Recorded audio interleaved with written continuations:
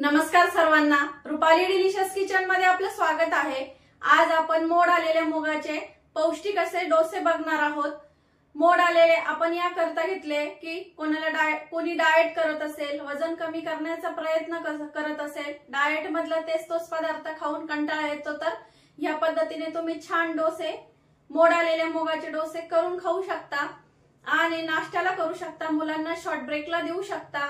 तर मग video skip न करता संपूर्ण बघा आणि व्हिडिओच्या शेवटी लाईक करायला विसरू नका। चॅनलवर नवीन असाल तर चॅनलला सबस्क्राइब करा। तर मग चला आता साहित्य बघूया आणि रेसिपीला सुरुवात करूया।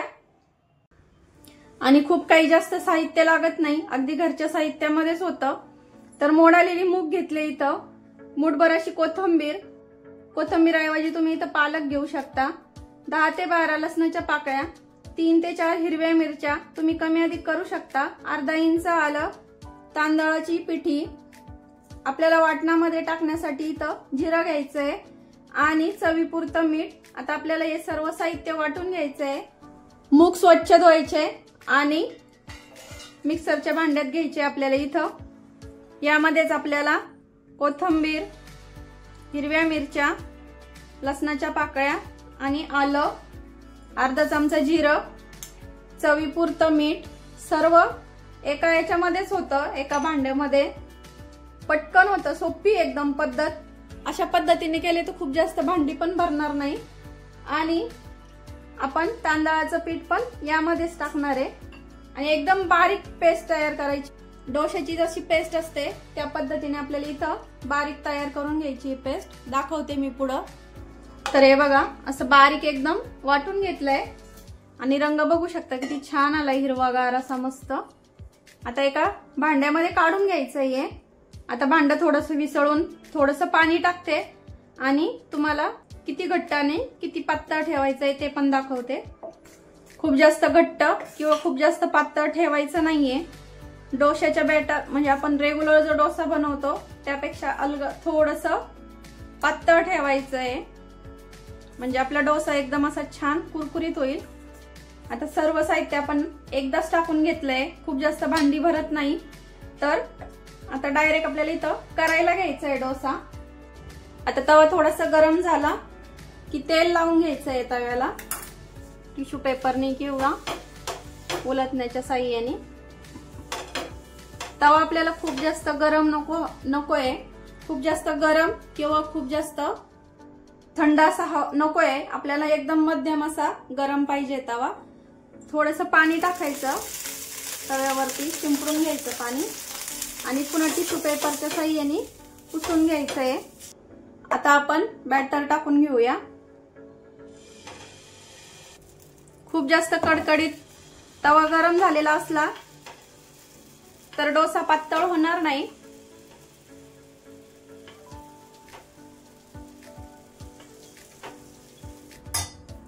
गॅस मीडियम करायचा।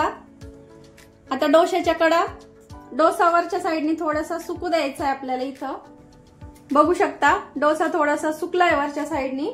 आपल्याला इथं आता साईडनी तेल टाकून घ्यायचंय, तुम्ही इथं बटर वापरू शकता, तूप वापरू शकता।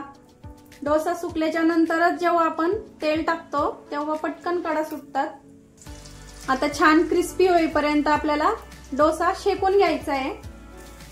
आता डोसा आपल्या मध्ये मध्ये असा ब्राऊन रंगावरती दिसायला लागलाय, तर आधी कडा सोडून बघायच्या। हे बघा, अलगद अशा कडा सुटताय, हे बघा।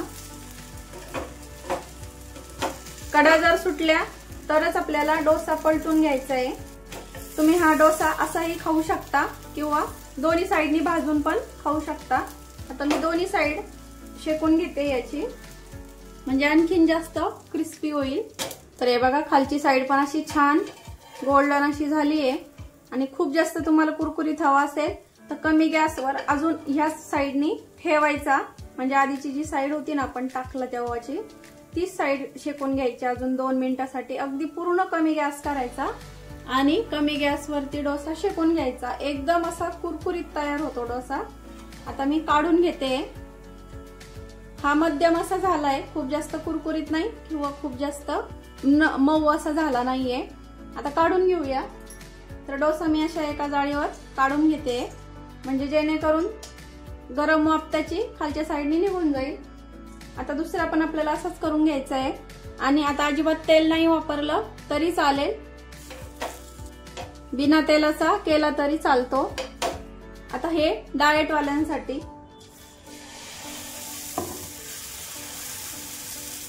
आता एकदम असं पातळ पसरून घ्यायचं आहे आपल्याला।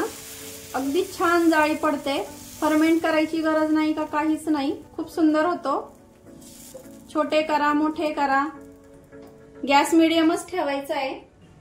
वरची साईड सुकली की पुन्हा तेल टाकायचं आणि हे डोसे खूप झटपट होतात, खूप पटपट होतात।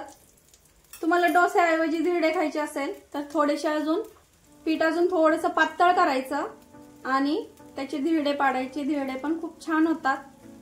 फक्त ते मऊ होतात, बाकी दुसरं काही नाहीये, ते खूप जास्त मऊ लागतात। एकदम असं हेल्दी पौष्टिक, छोट्या मुलांना अगदी वर्षाच्या बाळाला पण तुम्ही हा डोसा करून खायला देऊ शकतात।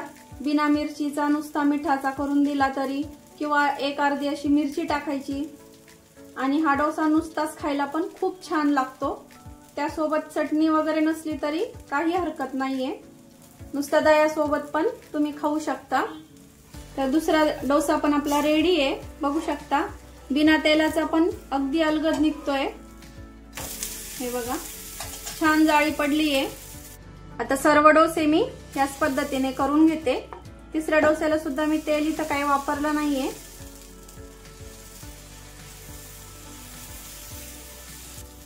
कोणी डाएट करत असेल तर तुम्ही तेलाऐवजी इथं तूप वापरा फक्त।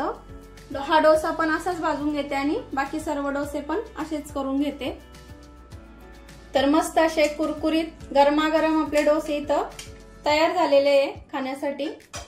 एकदम असं मस्त कुरकुरीत झालंय हे बघा, आणि त्यासोबत चटणी, खोबऱ्याची चटणी किंवा नुसतं सॉस सोबत पण तुम्ही देऊ शकता। तर मग रेसिपी सोप्या पद्धतीमध्ये झटपट होणारी रेसिपी तुम्हाला कशी वाटली मोड आलेल्या मुगाच्या डोश्याची, तर कमेंट मध्ये नक्की सांगा। तर मग व्हिडिओ आवडलाच असेल त्यामुळे लाईक करा आणि जास्तीत जास्त शेअर करा।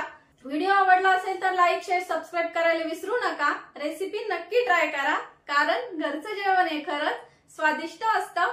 अशाच नवीन छान छान रेसिपी सोबत पुन्हा भेटूया, तोपर्यंत बाय बाय।